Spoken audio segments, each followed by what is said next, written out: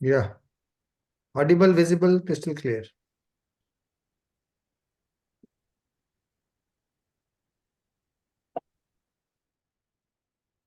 So, good evening, a warm welcome to the 172nd episode. The host has muted everyone. The meeting will be recorded and put on our YouTube channel. The questions are invited in the chat box. You can write the questions and then we'll take it up to the panel. So today's topic is female hypoactive sexual desire disorder. We'll have a very short PPT and mostly we'll have question answer sessions.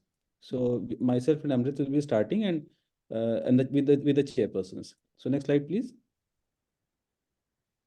Uh, my pleasure in handing over the session to Professor Dr. Tufan Pati sir, the chairman of this program. Sir, I'm handing over the session to you. Please take it up. Apologies for not reading the CV. I would read the CV. We have got two vibrant moderators, Dr. Alim Siddiqui and Dr. Amrit Patitosi. Both are professors of psychiatry, respectively in Lucknow and Bhubaneswar, and quite well-known members of Indian Psychiatric Society in various fields. Welcome, dear Dr. Amrit and Dr. Alim. Next slide, please. Chairman today, Dr. Supriya Hegde Arur from Bangalore. Professor and Head of Department of Psychiatry, Father Bolus Medical College. Consultant Psychiatrist at Aragya Clinic. MBBS from KMC. MD Psychiatry from KMC. Gold medalist from Manipal University. DS Raju Award for Best Paper Presentation. Good Teacher Award for KMC Bangalore. SS Jairam Award 2012 for Lady Lions Award. Women in Action with Health, Action Health for year 2021. Has presented papers in regional, national, and international conferences. Delivered numerous invited lectures in schools, colleges, and corporates. Areas of interest: child, adolescent, and women's mental health, stress management. She likes to swim, hobby swimming. Welcome, Dr. Supriya. Next. The other chairperson, Dr. Sarvitha Chakrabarti from Kolkata. She is Senior Consultant Psychiatrist in Manipal Hospital, Consultant Psychiatrist Ramakrishna Mission Seva Pratishtha, Founder Director Insight Medical Center, Baliganj Place. 25 years of experience in psychiatric practice, child and adolescent psychiatry in Cardiff University Hospital. Trained in psychotherapy in Hammersmith Hospital. Co-chairperson of Women Mental Health Specialty of SARC Psychiatric Federation. Representative to the East Zone, chairperson for a Women's Specialty Section of Indian Psychiatric Society. Appearances in several national programs on television channel, awareness programs in online and offline platforms. Columnist in Bengali journals and newspapers, organized several national and international conferences.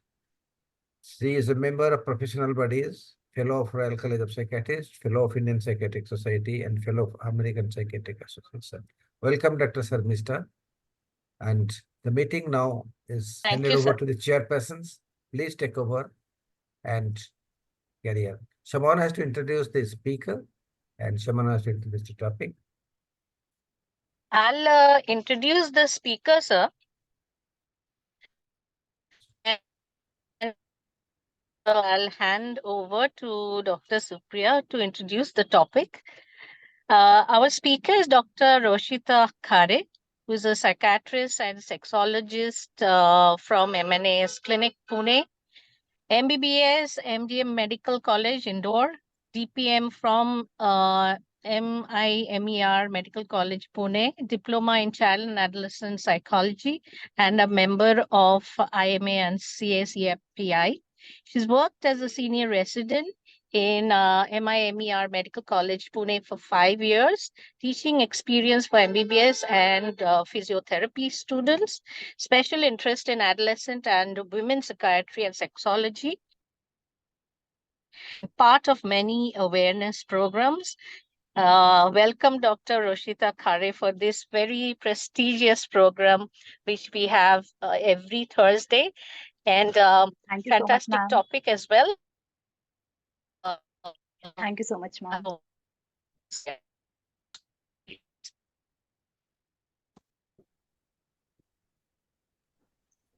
So I will be introducing the topic. Sarmishta, ma'am, may I? Yes, please. Yes, please. Yes. So we have this important topic today on female hypoactive sexual desire disorder. Female sexuality is not spoken about as openly as male sexuality. So even when people joke casually about sexuality, I think men will crack most of the jokes and women will shy away from it, putting in their comments. So this is the extent of sexuality that is discussed amongst, especially in a mixed group, about female sexuality. The sexuality, as we know, could be related to desire, it could be related to arousal and also orgasm. So ma'am has this mammoth job of talking about this almost ignored topic and then taking us through how to manage it as well. Over to you, ma'am. Thank you so much, ma'am. Thank you so much to all the organizing committee for giving me this opportunity to speak on this platform. And thank you, Supriya ma'am and Sarmishtha ma'am, for such a sweet introduction. So today, let me share my slides, ma'am.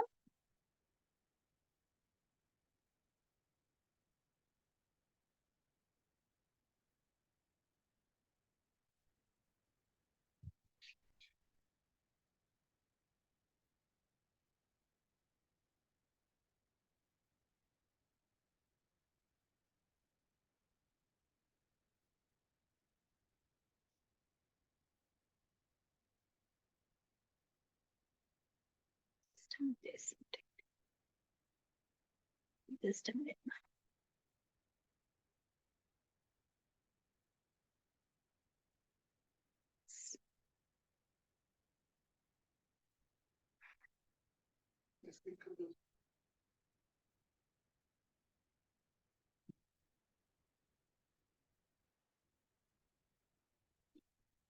Just am I audible, ma'am? Yes, ma'am, you are. Yes. Okay. So, so today my topic is female hyperactive sexual desire disorder. So before going into the details of female hyperactive sexual desire disorder, I just want to bring it to the notice about what is sexual desire and what is sexual arousal. So sexual desire is a psychological state in which a person has an interest in masturbating or in participating in sexual activity with another person. Low sexual desire is referred to as sexual dysfunction, while excessively high sexual desire is referred to as sexual addiction. So today we are going to discuss about the sexual dysfunction. Now, the second thing which I want to bring to notice is about sexual arousal. So sexual arousal is a physiological and psychological changes that we experience when we prepare to have sexual activity. For men, the physiological change is getting an erection, and for women, it is about vaginal lubrication and tightening of the nipples. And the psychological changes which are associated with sexual arousal is feeling of pleasure. So, before going into the details, common types of we usually classify the female sexual disorder into four major categories that include low sex desire disorder, low arousal, sexual pain, and orgasmic dysfunction. So coming to the topic for the today, it is hyperactive sexual desire disorder. It is persistent and recurrent deficiency or absence of sexual fantasy and sexual activities, sexual activities which causes marked distress and interpersonal difficulties. Coming to the DSM criteria for hyperactive sexual desire disorder, the symptoms include reduced interest in sex, reduced sexual thoughts and fantasies, reduced initiation and receptiveness to sexual activity, absent or reduced sexual pleasure, absent or reduced sexual pleasure from sexual clues, and absent or reduced sensation during sexual activity. Minimum symptoms required should be around 3 or more than 3, and the symptoms period should be around 6 months or more than that. Exclusion include relationship problems, substance use, including prescribed medicines, another medical condition, and another psychiatric condition. Psychosocial impact includes it should cause marked distress for a person, And symptom specifier are again again divided into generalized versus situational. So the lack of sexual desire with only one partner or set of circumstances is referred to as situational, while lack of sexual desire under all circumstances and with all partners is referred to as generalized HSDD. Course specifier is either lifelong or acquired, and severity specifier depends upon the stress level. It causes mild stress, moderate, or severe stress. So coming to the incidence of HSDD, low sexual desire is self-reported by approximately 40% of women, with the true disorder present in about 14% of female based on the symptomatology. And sexual dysfunction is more prevalent in women, around 43%, and then in men, which is around 31%, and increases as the woman ages. Married women have a lower risk of sexual dysfunction than unmarried females. According to the Society of Women Health Research, estimates that about 1 in 10 women had HSDD or diagnosed with HSDD. Coming to the biology of HSDD, coming to the biology of the normal sexual desire in adults, alteration in circulating levels of gonadal hormones, which include estrogen, progesterone, and testosterone, can affect sexual desire. Aging usually do not affect sex drive if the woman's general health condition is good. Testosterone, which is secreted by adrenal glands as well as by ovaries throughout the adult life, and which plays an important role in sex drive. Apart from the sex hormones, female sexual response is also regulated not only by the sex hormones but also by several neurotransmitters. These include dopamine, norepinephrine, and oxytocin serve as the key neuromodulators for excitatory pathways, whereas serotonin and opioids serve as the key neuromodulator for the inhibitory pathway. Coming to the etiology of HSDD, I have again divided into 3 categories. It includes individual, interpersonal, and cultural. So again, individual is divided into 3 parts, which is physical, psychological, and medicational. So physical includes, there are number of physical conditions associated with HSDD, including breast cancer, arthritis, coronary artery disease, thyroid dysfunction, hormonal changes associated with pregnancy, and menopause. The psychological part of which is responsible for HSDD sometimes include history of anxiety, depression, or low self-esteem or poor body image issues. And also history of sexual abuse is also included. Coming to the medicational part, side effects of certain medicines, including the medications which are used for depression and anxiety, may lead to HSDD. In fact, certain medicines which are prescribed for hypertension also leads to HSDD. Coming to the interpersonal reasons for HSDD, this include unresolved conflicts with your partner, poor communication about your sexual needs to the partner, and lack of attraction or boring patterns of sexual interaction with the partner can also lead to HSDD. And then the third etiology is cultural, where religious values may also lead to HSDD, where there are certain pre-formed beliefs about the sex and the person is not interested later on in his life for the sexual activity.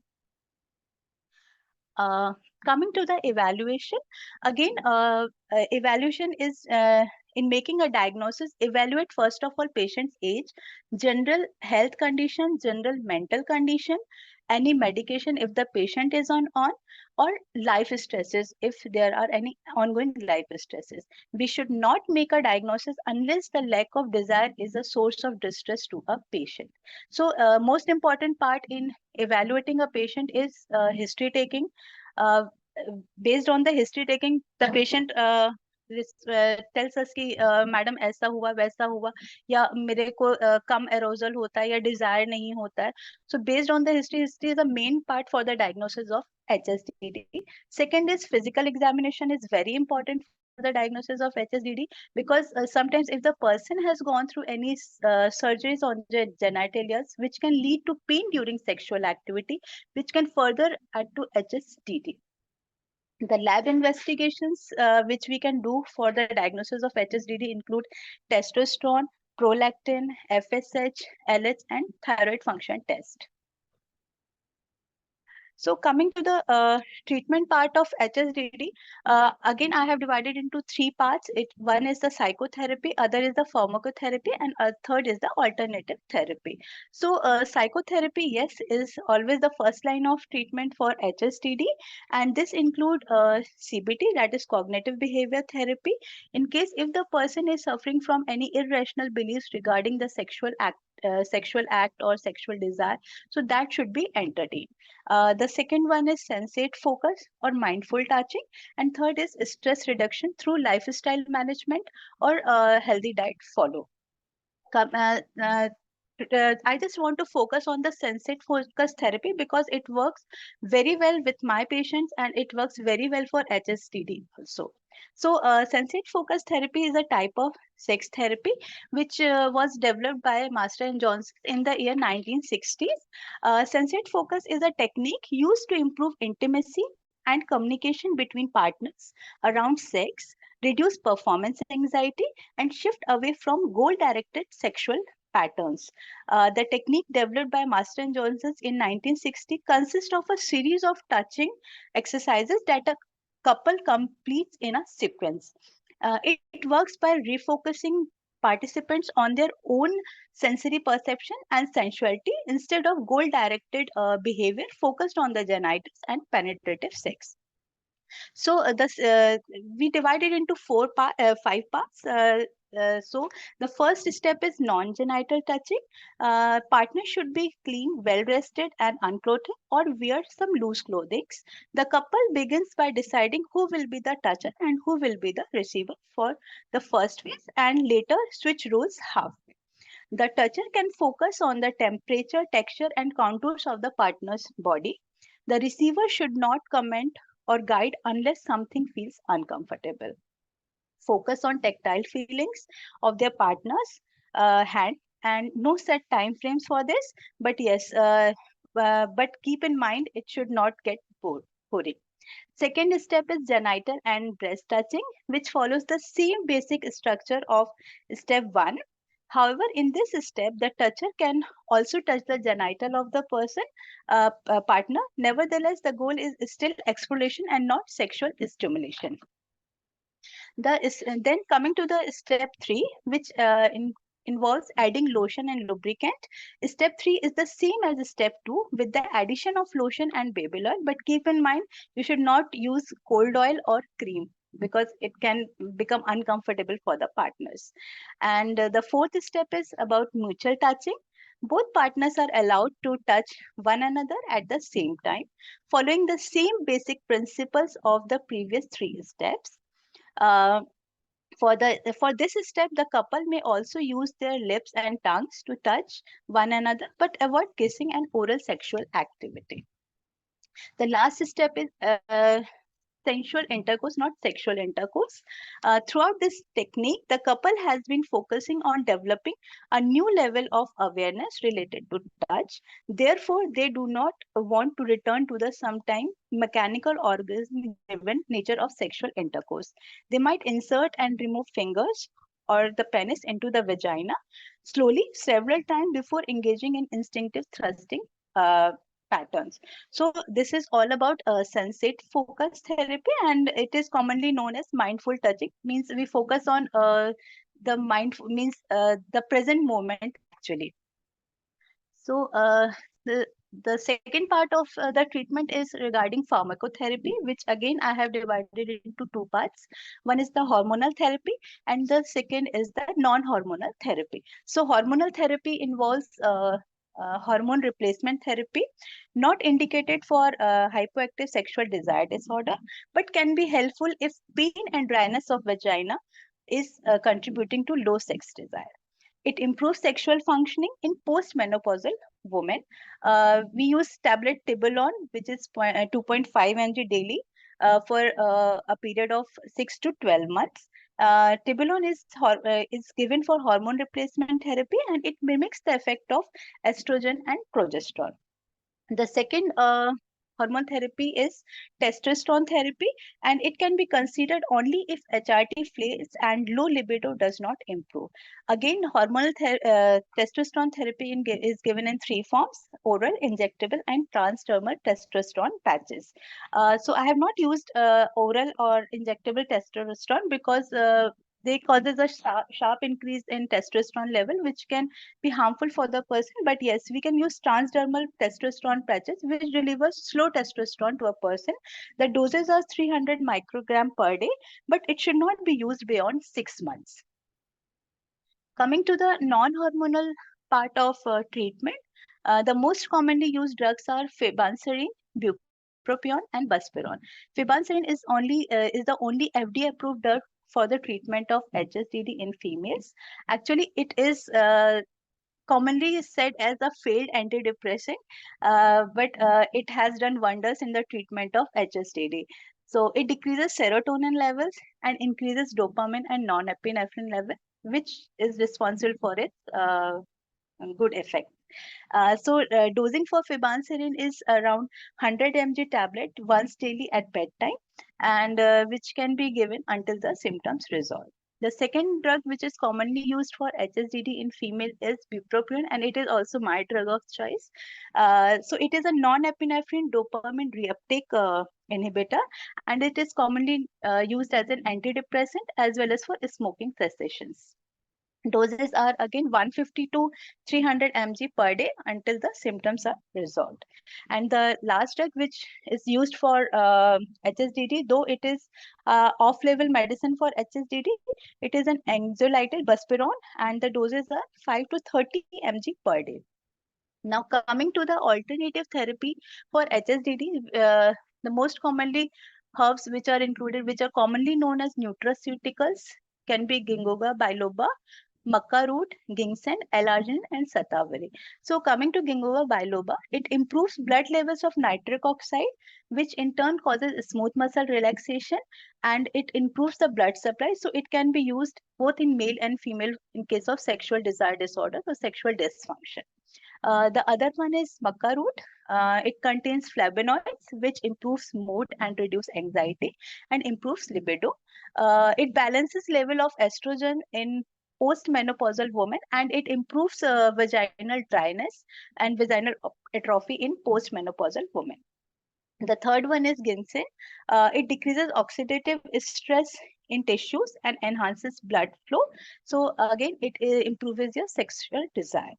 The other one is L-arginine, which is an amino acid, and it is commonly found in red meat, fish, and dairy products. It is converted into nitric oxide in the body, which in turn causes smooth muscle relaxation and improves the blood supply, which again in turn improves the sexual desire in a person. The last is the shatavari, which is commonly used in India, and it supports hormonal balance as well as improves libido. So this is all about my presentation on HSDD. Thank you, sir. Thank you, everyone. Thank you so much, Dr. Khare. Very precise and very important presentation, excellent presentation. Thank you, And ma'am. I think that brings out a lot to discuss, because this is, we get a lot of patients who talk about less sexual desire in our clinic. I don't know if there is, I think one of them spoke about whether they come to females more and speak openly to us more, but I get a lot of patients who talk about hypoactive sexual desire. I don't know, Dr. Aleem, if you get the similar kind of complaints, even male psychiatrists get it or not, but I do. And I think sometimes we, especially with our medication, there's a big problem that some of the medication actually, some of the antidepressant, antipsychotics actually decreases the libido. So that, Dr. Supriya, you would like to comment? Please stop the screen share so that everyone is visible. Yeah. Could you stop the screen share, please? Yes, ma'am.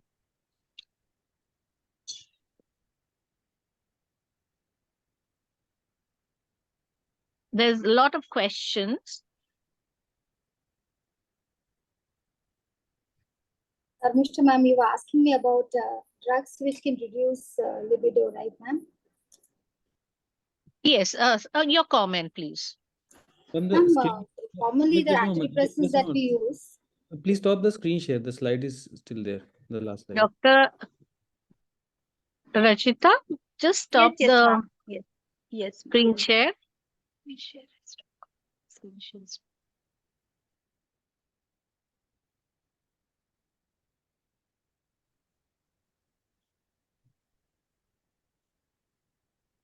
Yes, it's done now. Yes. Thank you. Please proceed. Ma'am, lot of our antidepressants that we give, especially the first line SSRIs, drugs like paroxetine, fluoxetine, even escitalopram for that matter, reduce libido in women. And many a times switching over to mirtazapine and bupropion. Ma'am, your voice is not clear. Voice is breaking. Yes, yes, ma'am. Am I audible now? Yes, you Yes, are. you're audible. So I was saying that SSRIs do reduce libido, and many a times, though commonly I write escitalopram, that when women come and say that either she has lost the desire or maybe because of lack of orgasm she doesn't want to have sex anymore, I've switched to mirtazapine, and that has helped. Many times for some reason bupropion patients don't accept easily, so mirtaz has helped. Mirtazapine has helped. So basically, there are many questions, and I think we have the guru of Guru of Gurus. guru of Yeah, gurus. so we take comments from cases, sir, then we proceed. Total sexual solution for all sexual related problem. And we are really honored to have you, sir, today. Would you like to comment a little bit about how to go about the female? I think you know a lot, and please let's learn from you a little bit, sir. Dr. TSS Rao. uh, even when men come, Sir, a little bit, I mean, you're a little bit less audible.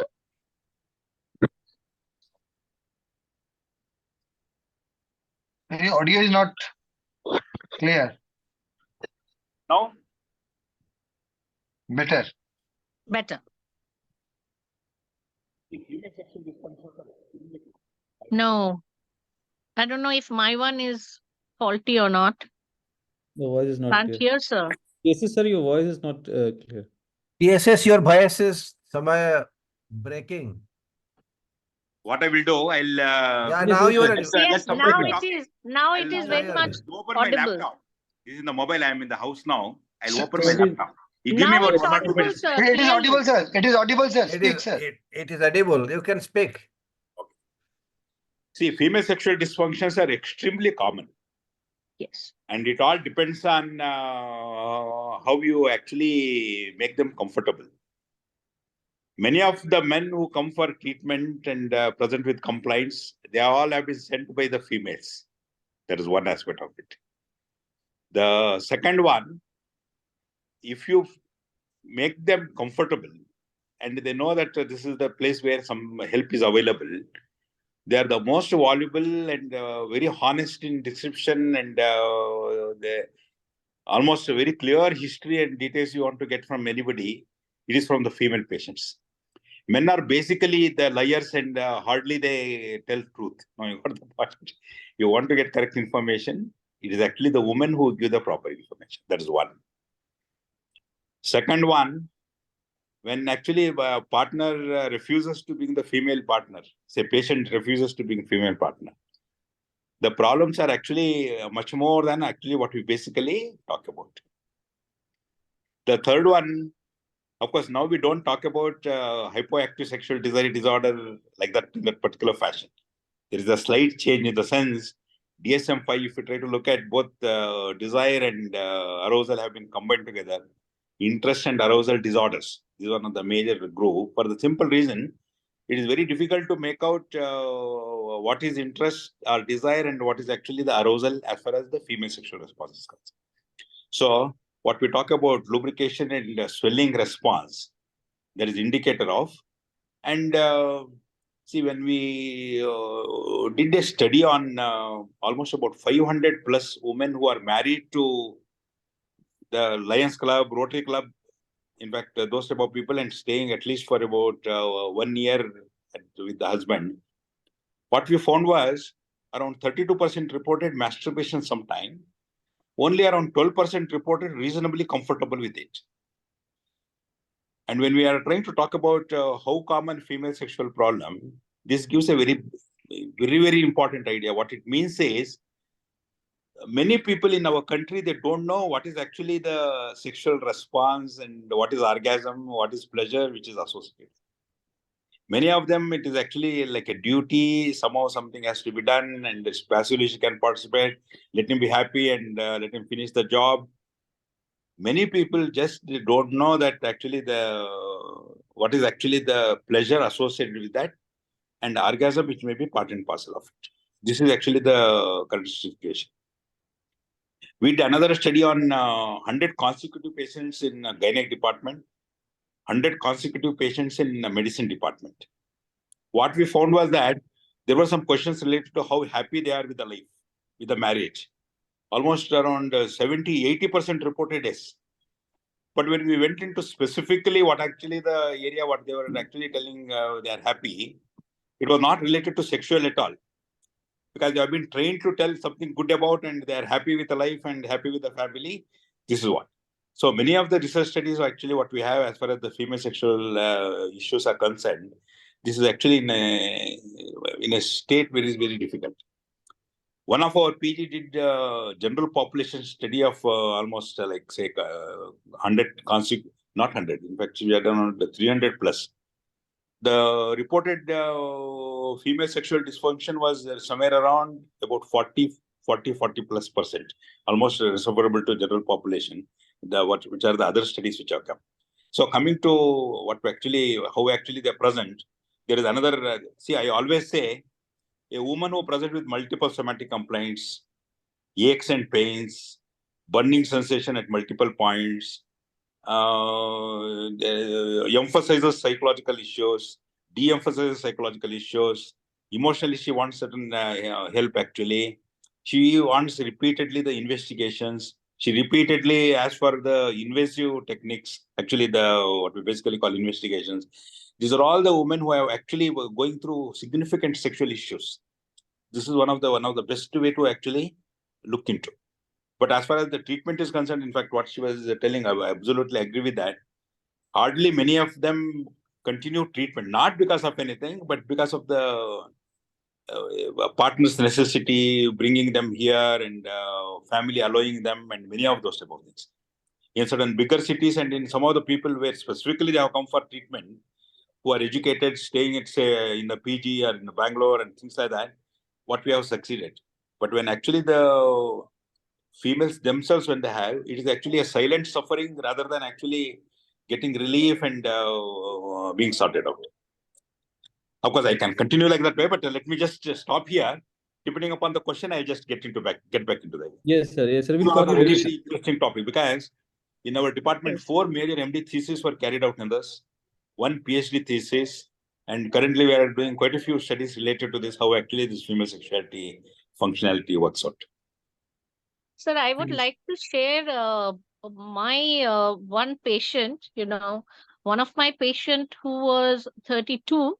She has been married for 5 years with her boyfriend. They were married for 5 years, and actually everybody was asking why you're not having children yet. Both are IT professionals, and they went to the gynecologist, and what happened was that the gynae, they were asking how many times, the obstetrician was asking how many times are you having physical relationship, and they said, yeah, we hold hands and kiss and all that, but we are not, we don't have any physical relation. It's very, I mean, I was shocked actually, because both were computer engineers, and they had no idea that, they can't have a baby if they don't become physically intimate.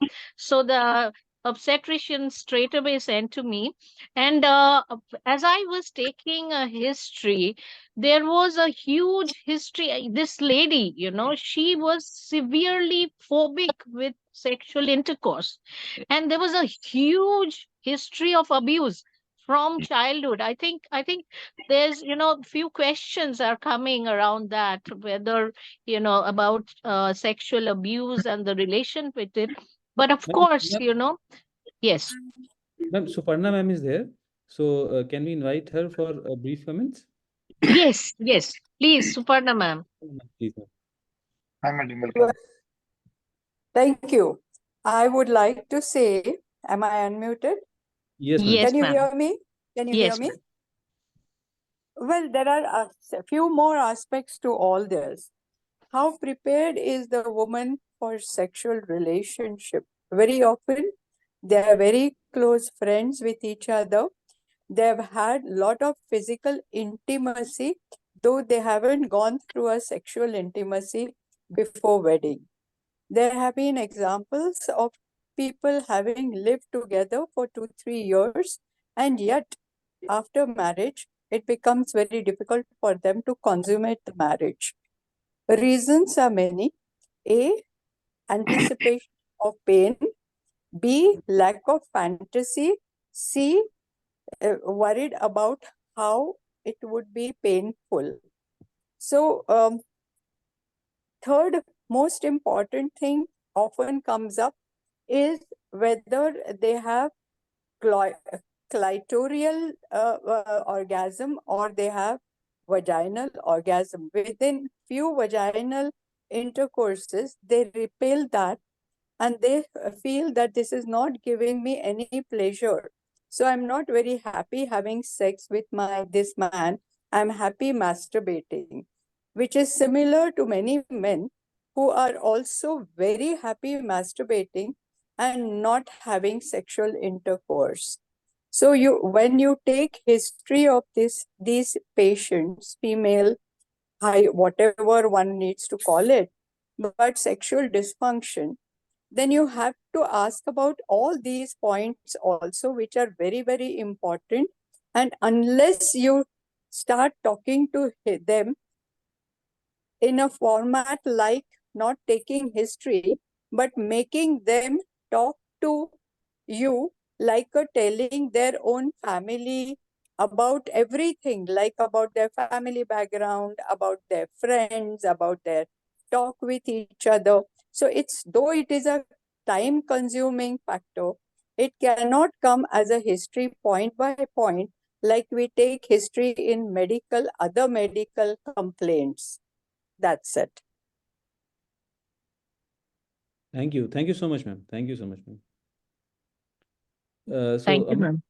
I think Yeah. I think yeah, there are few question- questions about Yes, few madam. You can take. medication like cyproheptadine and trazolone. So, I mean, Rashita, do you think trazolone and cyproheptadine, or Dr. T.S.S. Rao or Ma'am Suparna and Supriya, of course, what medication does this medication, uh, are those important? For example, cyproheptadine and trazodone.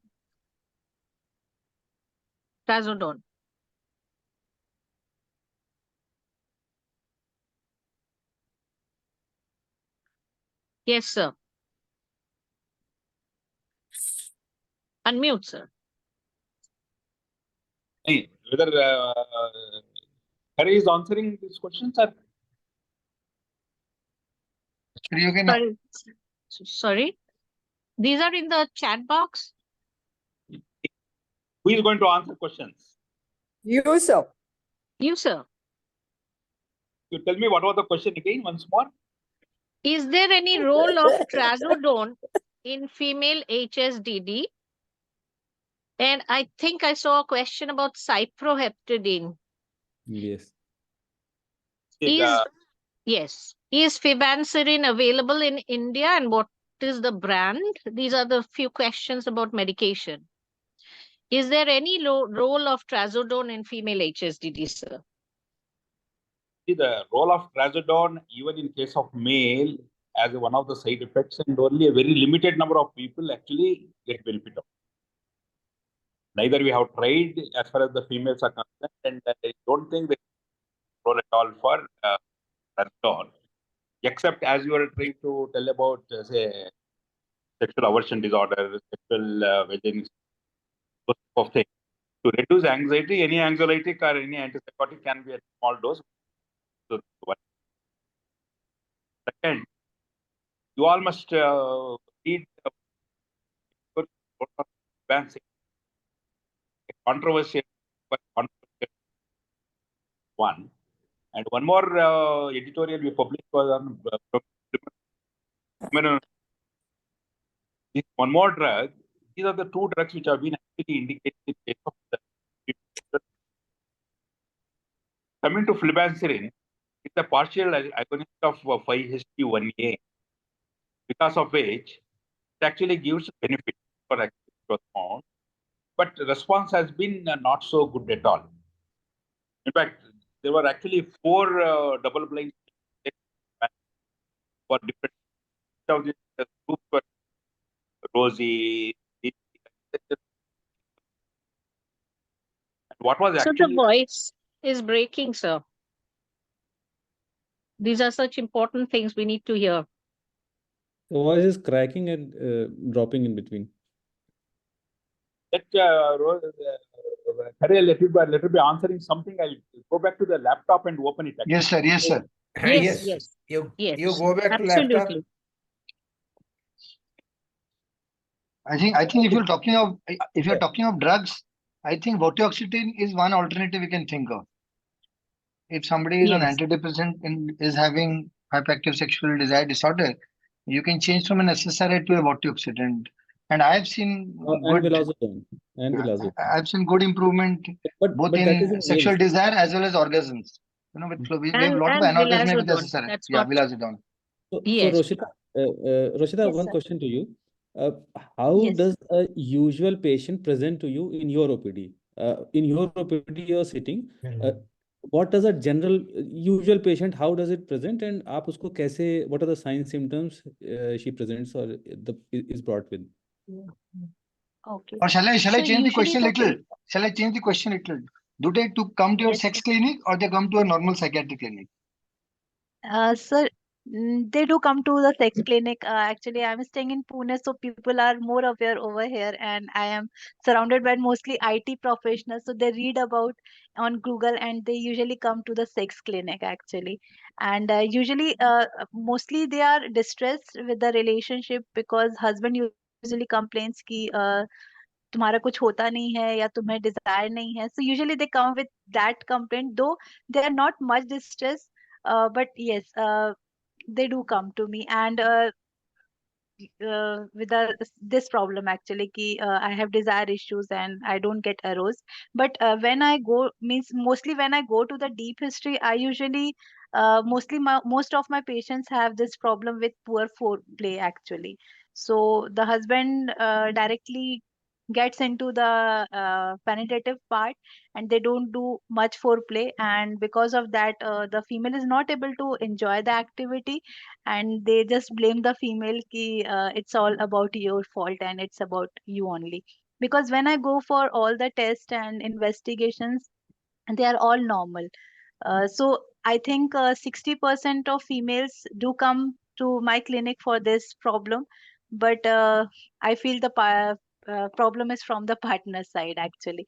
And 40%, yes, they have this disorder, so they present to my clinic if all the things. Usually, I do couple therapy with them, so it works for me.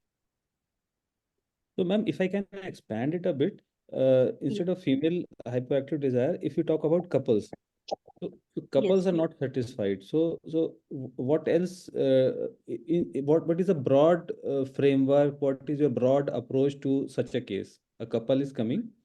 So, Yes. what is the broad approach that you take? Usually, history taking is the main thing which I use for evaluation. I usually take detailed history separately from the male partner as well as from the female partner. I'm audible, sir? Yes, ma'am. And Yes. history taking can be done in one session. You take it in one Uh, session. Usually, actually, sir, partners usually come alone mostly in my clinic. So I usually call the first part is the history taking from one partner, and usually I call the second partner for the next session. Yes, I am not able to cover the whole history in one session. So you reach to a tentative diagnosis about after 2 sessions. Yes, sir, mostly 2 sessions. Okay, and how do you finally diagnose that we are reaching to such and such diagnosis? Uh, so only based on the history only. Okay, and the DSM criteria that we have. Yes, DSM criteria and ICT criteria. What is meant by reduced? How do we quantify, reduce, qualify, reduce desire? What is that actually? Uh, I think I won't be able to answer this question. Shall I Suparna ma'am, jump in? Supriya ma'am? Can I reframe the question again? What Alim is asking. Yes, yes, please. sir. Suppose the male partner comes with his partner, telling that my Yes. partner is having little less desire. So how do you determine whether the male partner has increased desire or is asking for more, or is he getting less? For that, sir, I need the female partner. Again. The partner brings the female partner, and when the female partner comes and is telling, "Do I have a hyperactive sexual desire or problem? My partner is not said." So how do you determine where is the line? Where is the point? That's what Alim is asking. That no, it's Yes. normal. Roshita, I Supriya want to answer this Yes. part. So Priya, Yes. yes. Yeah. See, Yes, what ma'am. happens is when women talk about their sexual desire, it is also imperative to ask them whether they have, fantasies, sexual fantasies, whether they like to masturbate. These are the things which will give pointers to the fact whether it's just the sexual act with the partner or as such their desire for sex is low. So Priya, So even if you look at the DSM criteria, these criteria are not audible. No, Not ma'am, audible. actually it's No, breaking. no, you are audible. You are audible. I'm able to hear you. Shall I repeat? A bit loud, Yes, ma'am, Supriya. actually it was. yes, Yes. madam, yes. Okay, what I said was that if we speak to a woman about her sexual fantasies, and if there are, or we talk about whether she has a desire to masturbate, and if there is, then it has a pointers towards the fact that the libido or the sexual desire is there. But if we only talk about the sexual act with her partner, then maybe some part of the history is missed. And if you look at the diagnostic criteria also, these are the ones which are mentioned. Okay. So Priya, can I add on? Most of the females we ask about masturbation, they behave like this. Maybe you are working in a high place. I also work in a tight B town, a place like Bhubaneswar, where many of the Our people. genders are different. Maybe. No. I'm a very female friendly psychiatrist. That's never a problem with me. But maybe I next time I'll refer Can my we female. get Suparna ma'am's comment on this? Ma'am, if you are able. Thank you. I wanted to. There's nothing like somebody being hypersexual and somebody being having low sexual desire. It is, of course, always about a compatibility of what one expects from each other. So, how do you match the sexuality is a problem here. It has to be questioned in a fashion that where is it that the man feels that he has more sexual desire as compared to his wife or partner, and at the same time ask the same question to the female as where does she think that he is expecting more and she cannot match with his expectations. So there is nothing like they have less or more desire. It is about matching, and maybe the way he behaves or she behaves or expects can be different. So that is where you have to adapt that is where you have to assess what is going wrong where, and then you can always bring them on same line on as far as their expectations are concerned. Okay, thank you, ma'am. Thank you so much. TSS sir, I think you wanted to add. See, when we use the term hypoactive sexual desire disorder in case of males, one of the arbitrary definition people have given is actually at least 2 sexual episodes in given 1 month or less than that. In fact, it has been defined as, sorry, many people may have a lot of questions on that, but all said and done, this is one of the basis for taking as the criterion. But as far as the females are concerned, so far, no very clear-cut ideas have been given when actually to label it as. The second point, if somebody wants sex even every day and many times a day, the word hypersexuality, we should never be using it actually mainly because just like we have 5 fingers and 5 people different desire pattern. So that is the way it is actually taken. We talk about premature ejaculation in case of males, but there is no definition term like premature ejaculation in case of female. If a female can come early, that man is lucky. That's all the point actually what one can say. The fourth point, see, as I was tell in the beginning, the interest and arousal disorder has won, and all the other things have been brought under second major category in ICD classification, sexual pain and penetration disorders. So the question was history, how you will go about and all that. That particular thing will give us some idea whether it is actually the desire problem or it is actually the pain and penetration related problem. Actually, one would be talking about. That is. And coming to the female sexual interest and arousal disorder, there is one more other thing, what while reaching orgasm, whether that particular capacity. What is actually nowadays it is being said is that there is nothing like anorgasmia in case of female. There are studies available which say that with the use of vibrators, almost 100% of the women can be taken to the orgasm. What it means is, it is actually the deficiency of stimulus and other related things which actually matter rather than anything. And coming to the drugs and other related points, what we were trying to talk about, see the whole issue, what we have to remember is,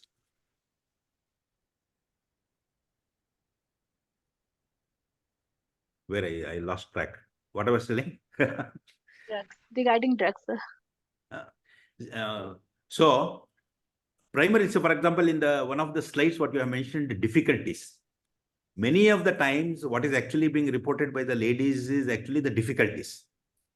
What it actually means is, there is a mismatch between what man wants and what woman wants. And say, for example, mismatch between the time, mismatch between other situational and other related aspects, and certain habits and other related things, what he might be having, and she having certain aspects. So these are all usually expected, but there is a difference between 2 people. Okay. The third point, what I wanted to convey message here is, for all practical purposes, female sexual dysfunctions, when we are trying to talk about, the organic related factors are de-emphasized to a great extent in the literature. For all practical purposes, it is primarily the relationship problems which actually we need to keep it in mind. This is one of the reasons your comment. I follow sensate focus and lot many other things. In fact, sensate focus means what? After all, actually, you are trying to look at intimacy related issues, you are trying to look at communication improvement, and you are trying to look at how actually, in fact, her fear and other possibilities which are all related things which are there, it can be removed. So sensate focus is nothing but systematically desensitizing the individual to reach that particular point. Thank you, sir. Thank you. So, Rachita, Dr. Sagar wants to know what is the percentage of success rate in such cases in your experience, your personal experience? So in my personal experience, I think 70% is success rate. 30% they don't turn up also. Okay. So that's success if they don't turn up.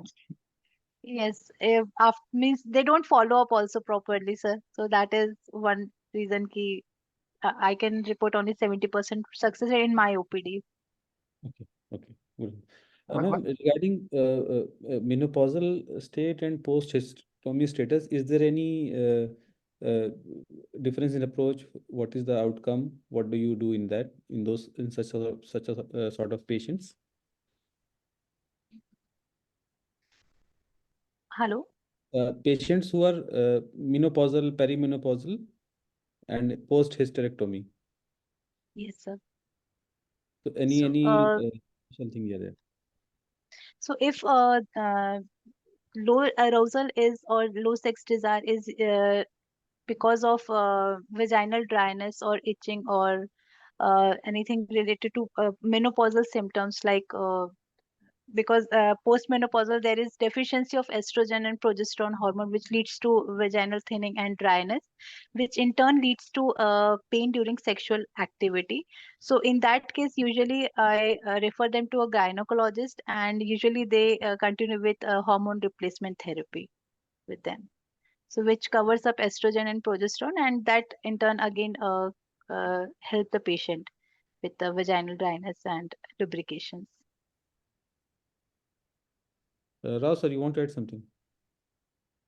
See, as far as the female sexuality is concerned, developmentally speaking, the earlier phases, it is primarily inhibitory, and though they are able to attain menarche much earlier, so for example, puberty reach much earlier than boys, their sexual interest and activities are almost 3 to 5 times less than boys. This is one of the point.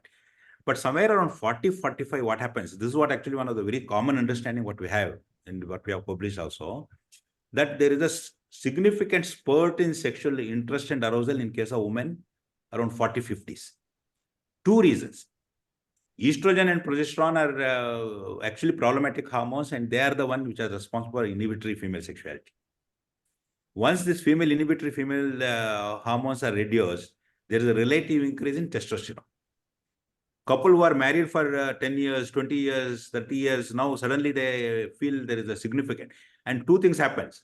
See, man is aging, range of metabolic syndromes. You talk about alcohol being there. You talk about smoking and such other related things. There is invariably a downhill course. As far as the woman is concerned, she is actually liberated. And in fact, there are so many other related risks which are associated with sex. They are all being off. Now, sudden spurt in it. Even with that, there were actually one of the study what we carried out, they carry with significant inhibition in sex. The reasons are many. Again, there are psychosocial. I am a woman. I have already established a family. Now this is something dirty. You should not think about it. And many other such whole range of aspects, including, say, for example, post-hysterectomy. There are data available. They feel inhibited and they should not actually indulge. This is extremely common. Of course, things are changing in the sense that, say, what she is talking about, software engineers, well-educated people and all. Their issues are something totally different from the female population in general, what we get. Thank you. Thank you, sir. Suparna ma'am, your comments on the perimenopausal states and post-hysterectomy. Yes. I agree with Dr. Rao that yes, there is often a spurt, but all the same social inhibitions that you have reached now, menopausal age, children have grown. So even if I have a desire, I should not be engaging myself in the sexual act, etc., etc. But at the same time, I'm going to talk about post-menopause. So very often post-menopausal people, women expect themselves to get dry, and the hormonal effect also makes them feel get dry. But here, more than the hormone, the experience with the sexual intercourse which they carry forward in their life, if they have been very happy together and having intimacy, that still has a effect on getting lubrication. So they can continue having a good sexual relationships without any inhibitory ob- inhibitions in between, that no obstacles of inhibition, psychological, social. If they don't get into all that, then they can still go on having good sexual relationship, maybe even post 60 years of age. I have seen couples, elderly couples, they say, yes, we don't have a frequent sex, but whatever we have, it's a very good quality sex. even at age of 60, 65. Yeah. Thank you, ma'am. Thank you. Amrit? Yeah. So there's a very interesting question. Role of monogamy in HSDD.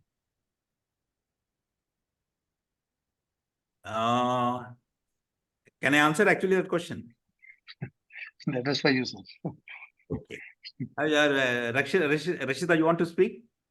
No, sir. You carry on. Okay. See, as far as the man is concerned, promiscuity is one of the inbuilt characteristic feature.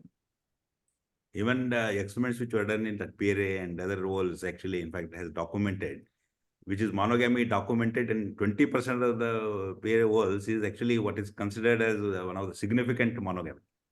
There are so many other molecules. Testosterone is present, and this is actually one which triggers. So, a man getting bored, seeking variety, the adventure, all other things are actually extremely common. And this is one of the reasons why almost all along, the risk of pregnancy to socio-cultural related issues kept the woman actually caged. But now let me tell you, things have changed drastically. In fact, what was actually about 15 to 20 years ago, which was the study done in Patna, which reported, let's say, male promiscuity in the range of somewhere around 80-90%. The female promiscuity in the range of around 50-60%. Now things have changed drastically. Now, I will tell you there are three liberations that happened. One is actually the first one, oral contraceptives which came, which liberated women. The second one, HIV and other related time. In fact, a lot of sex education and the related things were actually introduced, which made them some more liberated. The arrival of scooty and motorbikes, the electric vehicles. In fact, they have liberated women drastically. In fact, I'll tell you one of the major revolution that has happened as far as when you are trying to talk about sex. The last one, almost always there used to be a whole range of restraints on her. Now the mobiles.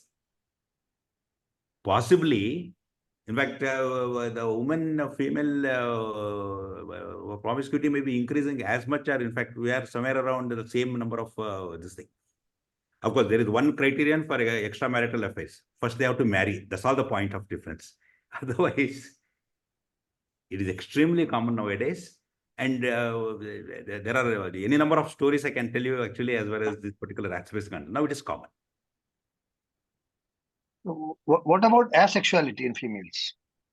The point is, see, the females have been trained to be passive and forget about it also, socio-culturally speaking. It is actually some duty you have to do. You have to produce child, you have to cooperate with him, and many of these type of things. For all practical purposes, for many of them, it is actually one of the common things. There was one which actually, clinics of North America, about 3 years ago, as far as the fantasy, that particular word was used. See, for a man, closing the eyes and thinking about many partners is actually easy job. When actually they inquired females, this was very low, particularly in Indian context. The reasons are many. One important reason is, see, for example, she has been ingrained with an idea that husband is the God, she should not think of anything else. And man can think so many things, but woman, almost always, she thinks about husband maybe wearing lungi, wearing shorts, wearing pant, and wearing blazer. Not going to get aroused. And by chance, she thinks about something pleasant and something interesting. She feels so guilty. In fact, the brain mechanisms related to the female sexuality, they are so well documented.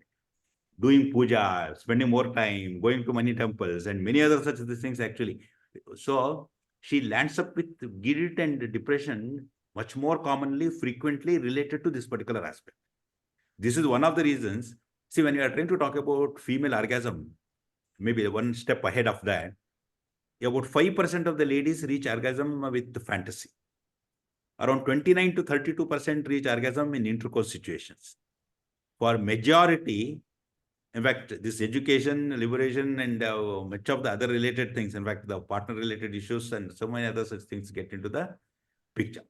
More than anything else, They themselves not aware that the masturbation is possible. Masturbation can give relief. Masturbation can be done. It is not as bad as, in fact, they have been trained. This particular education. See, if at all you try to look at the management of female sexual dysfunctions, it is nothing but for all practical, it can be condensed to an idea that it is actually training the woman in female masturbation. She should understand what is the body sensation it gives pleasure, how she can proceed, how she can help the partner. This is all the sensate focus exercises are meant actually to be like. So it is nothing but training the woman in understanding her own body, her body sensations. See, in case of man, all erectogenic tissues are at one place. You can give an injection, you can give a tablet, or you can do something actually to bring about. In case of women, all what we call erectogenic tissues are distributed far and wide. That is one. Second one, even coming to the genital area, all erectogenic tissues are far away. Unless she closes the eyes, unless she concentrates, unless she focuses, it is not possible for to reach her orgasm. And for all practical purposes, the man enjoys. That's why they close the eyes, what we say. But all said and done, she is almost always worried about whether my child's bag is ready for the child, or the curd has set, or 100 other such things. This is where actually the female sexuality lands up in problem. Sure, sir. Suparna ma'am, your comments on anorgasmia. Well, anorgasmia is again a part of not being trained, or person does not want to introspect, in the sense that some women just don't want to feel happy with the partner. Some women have never experienced what orgasm could be like. And if they once get an orgasmic, then they can never forget, and they will expect it in every intercourse that they have. But they hold themselves back and not let the partner get to know that they have already achieved orgasm, as they are not sure about how partner will react to that. But yes, because of several things, there are many women who remain unorgasmic, not that there is any physical or problem in them or developmental problem in them. It is only psychogenic thing that holds them back from getting into the orgasmic area. In fact, now people, in fact, research says there is nothing like anorgasmia. We should make a diagnosis. In fact, the terminology now actually used is actually pre-orgasmic state. That means every woman is capable of reaching orgasm, but only thing is she needs certain, actually the necessities to be met. Only then it is possible. You see, the whole issue here is actually man wants one thing in all women. Women want only one thing in all the things in one man. So this is one of the difference.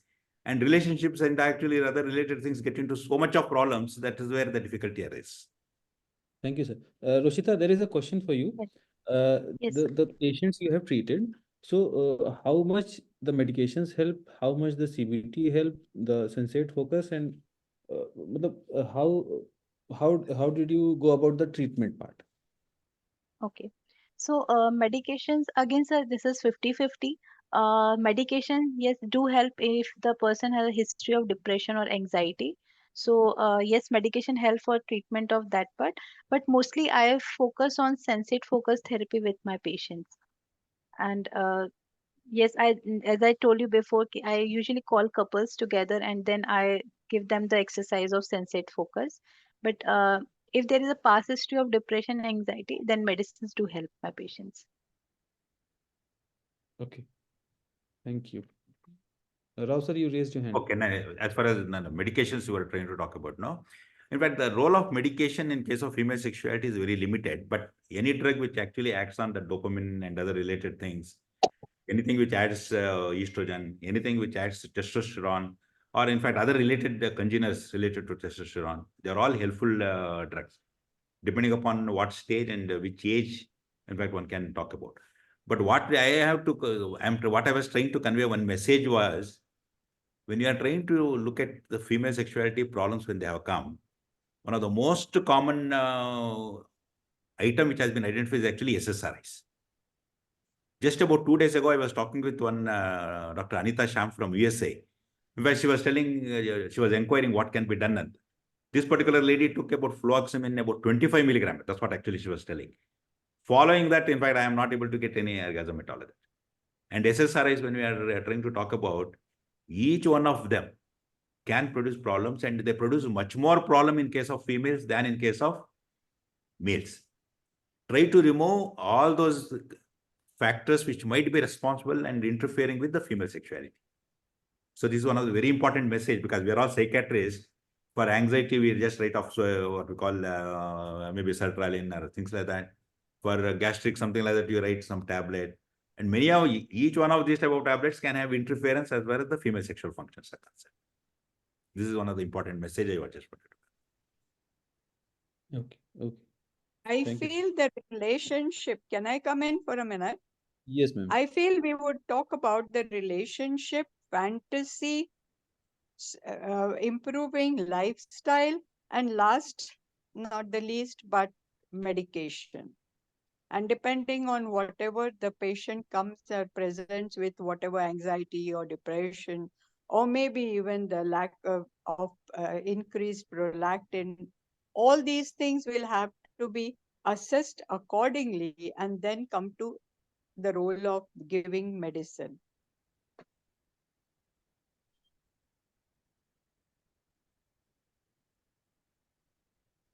Amrit, questions on the chat box? There is a question by Dr. Paresh Shah. Any role of erotic literature or porn in treatment?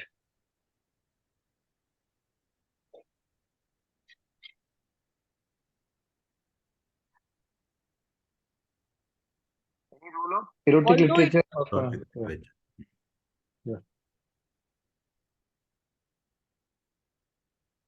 Rashida is answering? Rashida, any role of erotic Yes, literature yes. on there? Yes. So yes, there is definitely a role of erotic content. If a patient comes to me with difficulty in initiation of sexual activity, means he has those desire, and but he's not able to arouse herself, then I do suggest some erotic contents to go through, which improves a patient's arousal. Of course, the important point is men are fond of porn, hard porn, and various things like that. But women, the romance and mills and bones related stories, and this, in fact, the point again and again comes to the picture is actually the relationship issues. Somehow they want to see something which starts something in a loving way and ends in that particular fashion. This is supposed to be one of the very common feature. There's a comment, and I would like to also add to it. Is the increased viewing of porn leading to a psychological state of me being hypoactive? What people see in porn is all different set of things. So does that make somebody wonder if somebody is hyperactive in terms of sexual desire, performance, or having orgasms? Does it have a detrimental effect in terms of? And there's a comment. That's why I took up the comment from the. Who is answering which that? is very, Suparna madam. sorry, Madam. it is very true that the expectations change and it is hyper projected thing every time you go through the porn, which definitely not necessarily is in the normal format. And that's why viewing of porn may be good to only certain extent, and that also not every kind of porn. But how to distinguish which one to see and which one not to see is also a question, a big question there. So keep on limited to maybe few pictures or something like that, if at all one wants to. But I still emphasize that more than viewing the porn, it is important that you train a person in fantasy.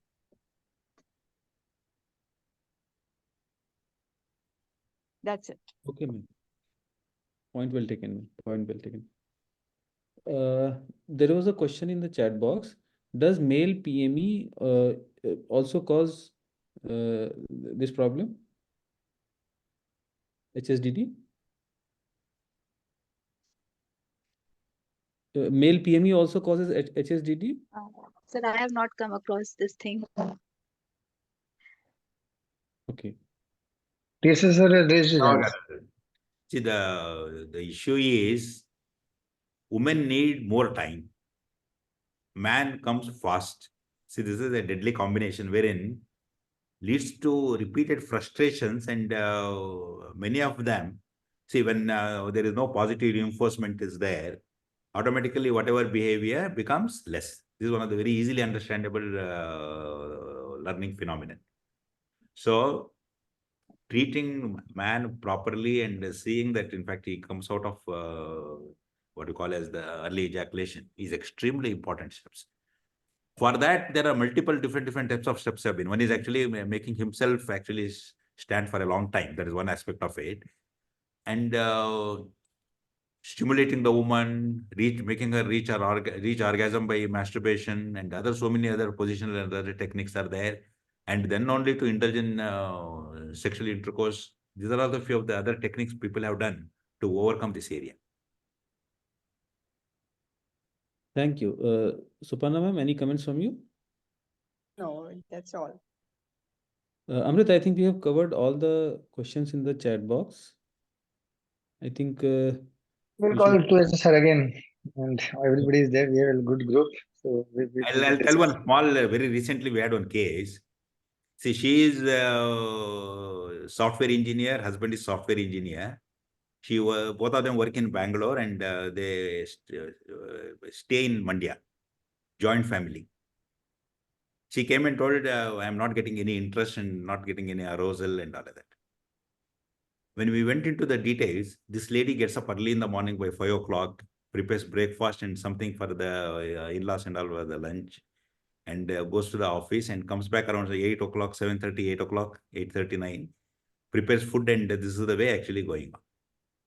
The treatment in this particular case is not giving this medication, that medication, whole lot of things. Making them understand employing a maid in the house is the answer. Now you got the point.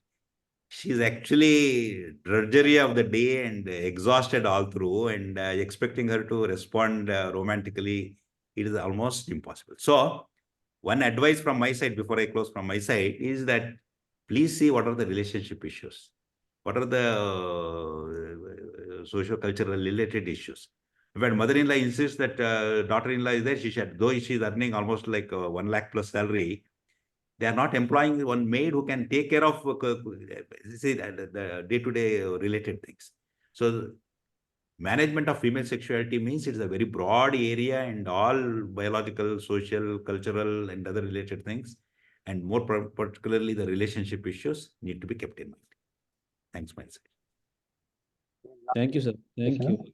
Tufan sir, sir, I have an IPS meeting just right now. So if you allow me, I'll leave. And thanking you, TCS sir, thanks to you, Suparna ma'am, thanks to you, Supriya, Sarmista, and Roshita. So please allow me to leave. I have to join another meeting of IPS. IPS meeting, what I IPS would meeting? also, For office bearers. I would also like Office to bearers meeting, leave. right? Oh, I totally forgot.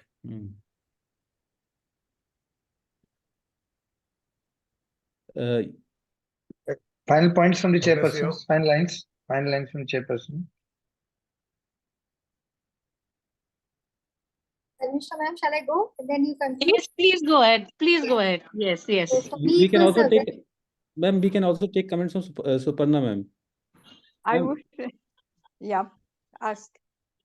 I would say that it is the most difficult part of treating any sexuality concerning problems. Understanding female sexuality is something very, very complicated, intricately intervene between the psychology, biology, sociology, religious, and political views. So you have to be very thorough about taking a good history. Then only you can go ahead, not that one sitting, two sittings, etc. Thank you. I'm in a meeting. I'll talk to you later. In a few minutes.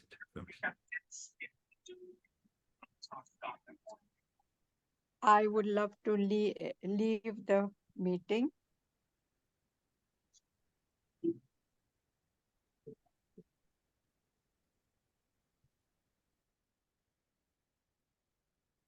Yes, Dr. Supriya. Ma'am, I wanted to end my part saying that I think Dr. Roshida gave an excellent presentation and answered Thank you, ma'am. all the questions well. And I think the moderators and especially Dr. T.S.S. Rao really filled all the gaps. So it was a very interesting session for me and a lot of learning experience too.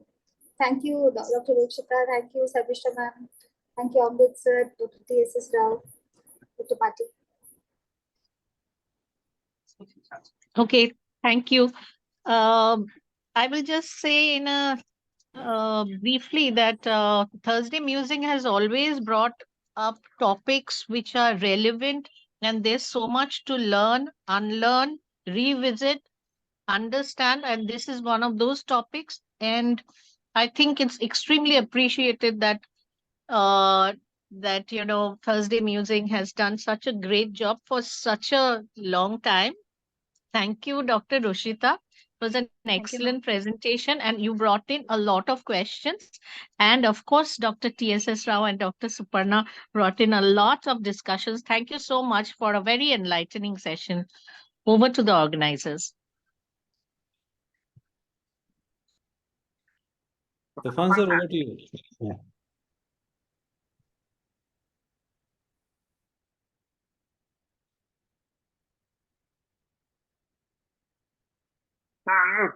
Yeah, I unmuted.